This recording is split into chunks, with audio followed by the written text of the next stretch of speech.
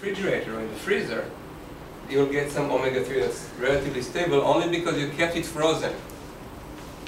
That's really the important part. Pumpkin seeds also have a good amount of omega-3. But if you allow them again to be heated, roasted, salted, or blended for a long time and kept out in the warm air, they will go rancid because they are unstable. Omega-3 oils, by definition, especially if they are in seeds, where they are designed to be liquid in cold temperature, they are the most unstable oils. And you cannot rely on them unless you pick them straight from the tree or get them after they've been refrigerated by those who did pick them from the tree. Whether it's walnuts, or pumpkin seeds, or almonds, whatever nuts contain omega-3, they will not be stable unless they have been refrigerated the whole time after they've been picked, or kept in the shells. If you get them pre-cut, pre-shelled, you do want to get them refrigerated. In my restaurant, we always keep them refrigerated.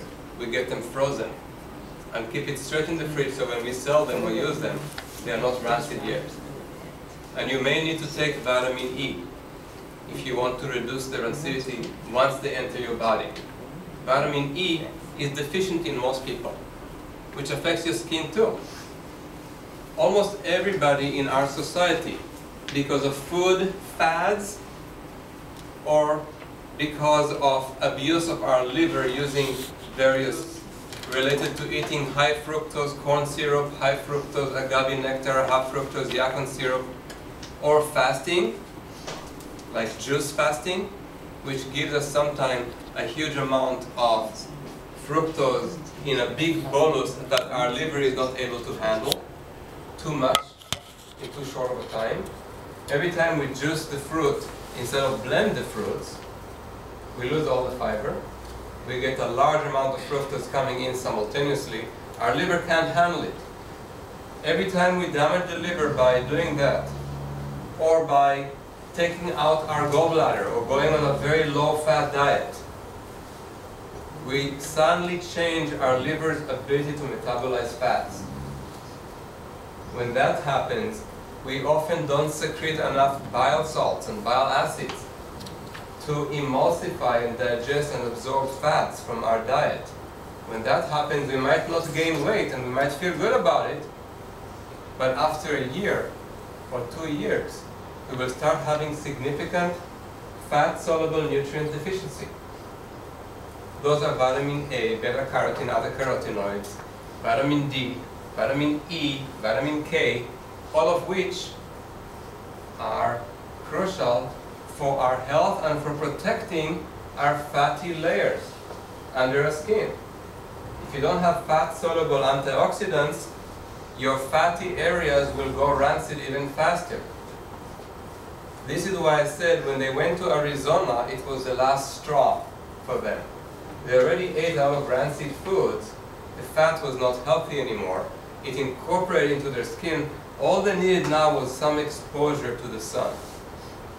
And as soon as they had sun exposure that was excessive, and dryness, or pollution, the free radical damage came both from the outside and from the inside, affecting the dermis and the epidermis synergistically, causing cumulative damage and aging of the skin. You don't want to do all those things simultaneously. If you do something bad, do only one at a time. You do 2 or 3, you're going to see the results a lot faster. And it will be much harder to reverse, to change them. Everybody is being told to stay out of the sun as if the sun is the main culprit. Now you understand that it is not. But if you eat the right type of foods, your skin will actually be more resilient and will stay in good shape for a much longer amount of time, even under the hot summer sun in this country. You can be in the sun 5 times more and not have any negative impact. The skin will still not age. But if you eat rancid foods, you won't be able to be in the sun for a lot longer than a few minutes. The damage will really start happening. So don't let the skin doctors tell you This is just about the sun. Your diet is much more important than the sun is. And in fact, the sun is good for you. You need the sun for protection against melanoma. The worst skin cancer, the one that you are getting scared to believe the sun is a horrible devil that makes you get lethal melanomas. It's actually the opposite. Close to 80% of all melanomas are forming only in the places in your body where the sun won't shine. And I'm not referring to your anus. I'm referring to any place that is continuously covered by the sun. The whitest areas are the most risky. If you see a heavily pigmented lesion, a dark spot that gets darker in a very white background, in an area that has never been much in the sun, those are the most dangerous ones. Usually they're flat. You can have them on the palms, between the fingers, where the sun usually does not shine because you don't hold your hands like this all the time, right? Unless you are some kind of a Buddhist. Also at the bottom of your feet. Very common place for melanomas. The place where the sun didn't shine. Between your toes. Those are the places you have to watch out because it could save your life. Those that are surrounding your crotch area, under your bathing suit.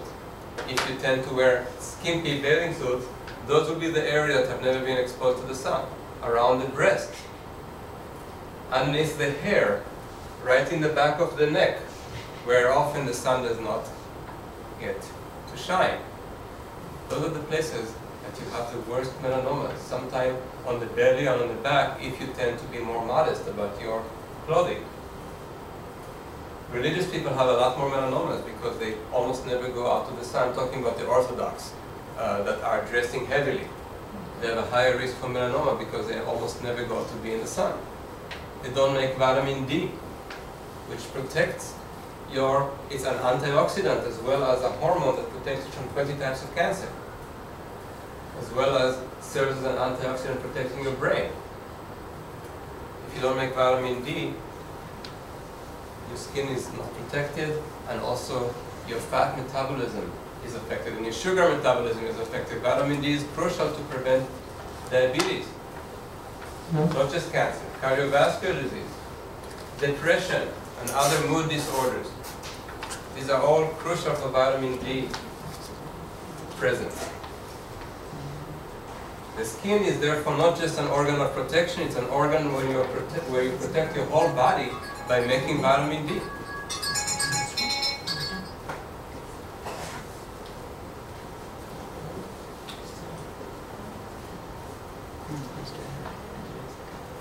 You're told to stay out of the sun, and the doctors who tell you that have been brainwashed by the SPF industry, not by science. The science tells the doctor what I just told you. 80% are not in the places where the sun ever shines, are only in places where the sun won't shine. And they tell you the opposite because they have been brainwashed, and that is why the skin doctors themselves die sometimes from melanomas, because they don't think it can possibly be a melanoma since it came in an area where the sun never shines. And they have been taught that the sun is the cause. But now you know it isn't. A lot of people's lives were saved just by understanding this, because they looked a little better at their skin lesion. And I find many times those precursors to melanomas, which can be treated really early without surgery. If it's really early, you can catch it, and it is as if you had nothing more than a very, very shallow, thin carcinoma, which is very easy to treat and eliminate. Nip it in the bud, instead of waiting until what? Observing, following up, monitoring, watching for it, until what? What are you waiting for? When you keep going,